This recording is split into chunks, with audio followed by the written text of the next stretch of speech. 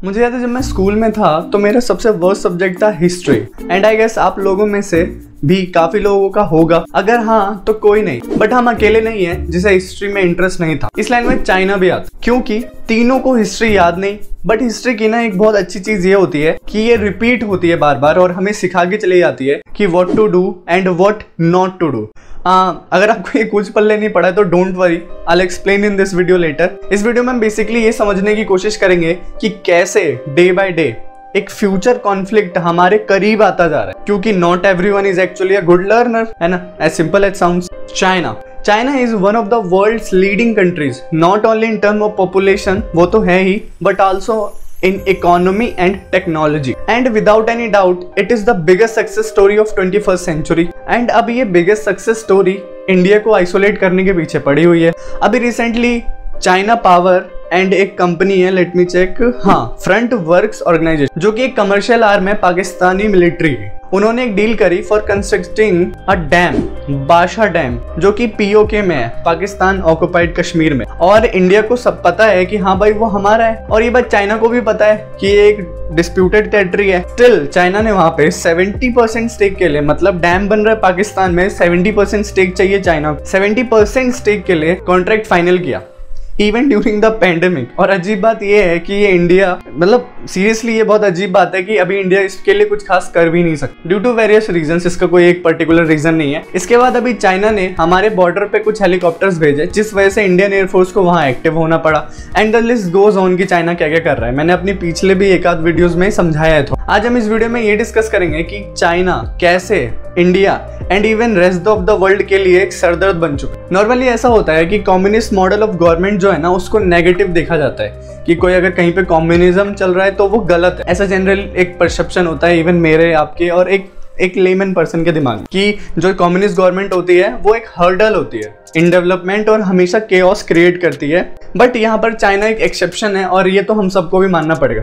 वो बात अलग है कि ये कैसे डील करती है लोगों के साथ, बट स्टिल अब कुछ पढ़े लिखे लोग, ऑफ कोर्स जो मॉस्को से पढ़ के नहीं आए हैं, उनके हिसाब से in next 10 year China would be a major world player. और इवन अगर आप देखोगे तो अभी भी ऐसा नहीं है कि चाइना बहुत पीछे है, China is still a leading major player और इंडिया से तो फार बेटर है काफी सेक्टर्स में। But still mostly countries China को पसंद नहीं करती। हाँ, वो बात अलग है कि ये वो ओपनली बोल नहीं सकती, क्योंकि हर कोई अमेरिका नहीं होता और हर किसी को भूखा भी नहीं मरना है चाइना से पंगे लेकर। लेकिन हाँ, आप deep down we all know कि कुछ खास कंट्रियां पसंद नहीं करती हैं चाइना। बट क्वेश्चन ये आता है कि क्यों, मतलब बेसिकली ऐसा है क्यों, ऐसा क्यों है? इसका सिंपल सा मैं आपको 2 वर्ड में आंसर दे सकता हूँ, अग्रेसिव एक्सपेंशन। और सिर्फ इंडिया नहीं है जिसको इस बात से प्रॉब्लम है। साउथ चाइना सी में चाइना इंटरनेशनल वाटर में, देखो एक यूएन काउंसिल का एक रूल है कि इंटरनेशनल वाटर सबका होता है। अब देखो साउथ चाइना सी में चाइना क्या कर रहा है, इंटरनेशनल वाटर में जो भी और इवन दूसरों की टेरिटरी में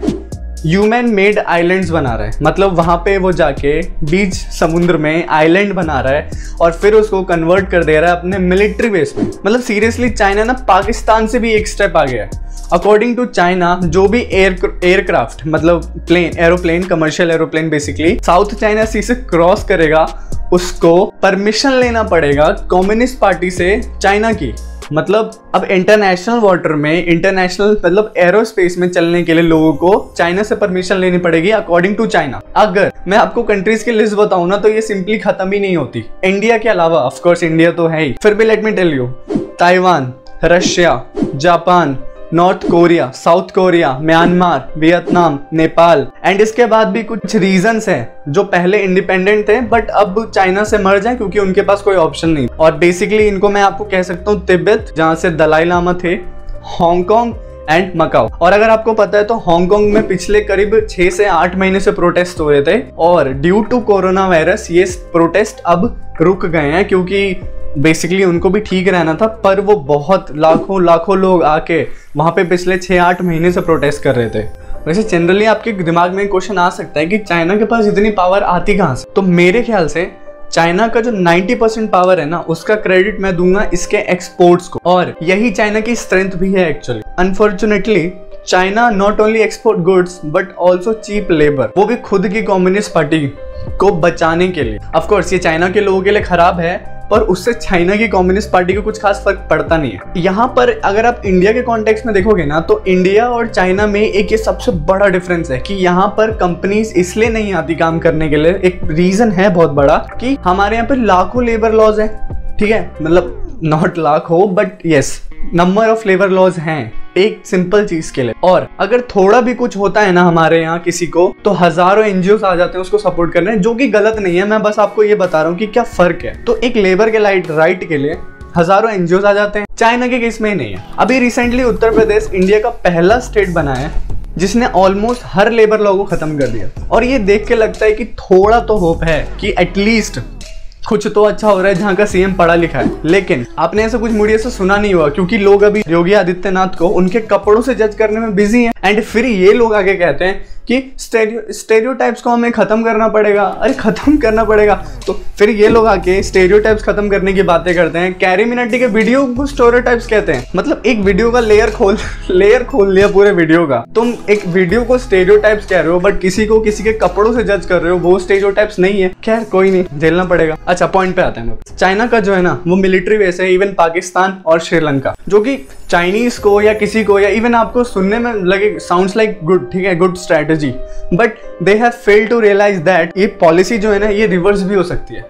क्योंकि countries like Pakistan and Sri Lanka जो है वो चाइना से बहुत ज्यादा प्यार नहीं करती। उन्होंने अपना सिर्फ इकोनॉमिक बेनिफिट के लिए चाइना को जगह दी। अब ऐसे में तो कंट्रीज लाइक मॉरिशस, सिएचल्स, वियतनाम, इनके साथ भी इंडिया ने डील कर रखी है। और क्या होगा कि जितना चाइना एक्सपेंशन करेगा उससे डर के बोलो या उसको काउंटर करने के लिए बोलो, इंडिया, जापान, रशिया वो भी अपनी पावर्स को बढ़ाएंगे। और अगर ऐसा ही चलता रहा, चाइना ऐसे ही अपना अग्रेसिवनेस दिखाता रहा, तो इससे let me quote Murphy's law here, ठीक, एक मर्फीज लॉ है, लेट मी कोट। उन्होंने कहा था कि anything can happen will happen, और ये कोट मेरे को मतलब टॉप लगता है हमेशा से। और as I mention before, history is the best teacher but many don't realise it, क्योंकि ऑफकोर्स मैंने तो नहीं पढ़ी थी, अब बाकियों का नहीं पता, लगता है चाइना ने तो नहीं पढ़ी कभी। वर्ल्ड हिस्ट्री में ये पहली बार नहीं है कि ऐसे कोई अग्रेसिवनेस दिखा रहा है। There are lakhs of example, but recent history में जब ये चीजें लास्ट 2 बार हुई है ना कि किसी कंट्री ने बहुत ज्यादा अग्रेसिवनेस दिखाई है, लास्ट टाइम जब 2 बार किसी ने अग्रेशन दिखाया है तो हम लोगों ने 2 वर्ल्ड वॉर्स फेस किए और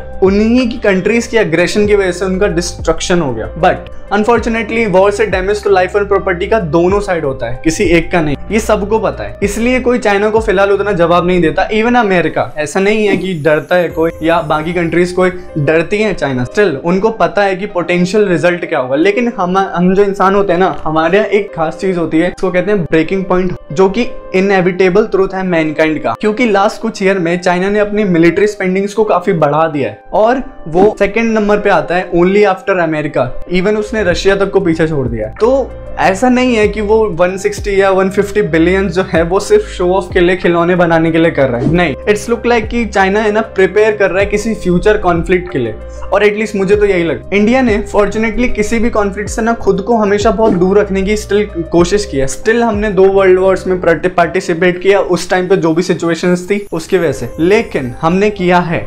और इवन अगर अब कोई फ्यूचर में कॉन्फ्लिक्ट होता है तो वहां पर एक कंट्री होगी जिसका बहुत क्रूशियल रोल होगा, और वो है India. It is an unacceptable, मतलब रियली अनएक्सेप्टेबल ट्रुथ है कि इंडिया अकेले चाइना को डाउन कर देगा या चाइना का एंड कर देगा। ऑफ कोर्स यहाँ पे पूरा वर्ल्ड इन्वॉल्व होगा इसमें, क्योंकि ये चाइना अकेले इंडिया से नहीं होगा। अब ये फैक्ट तो इंडिया की डिप्लोमेसी पे डिपेंड करता है कि कौन कौन इंडिया को सपोर्ट करेगा। बाकी one thing is for sure, I can say कि future conflict between India and China is inevitable and we must accept it now।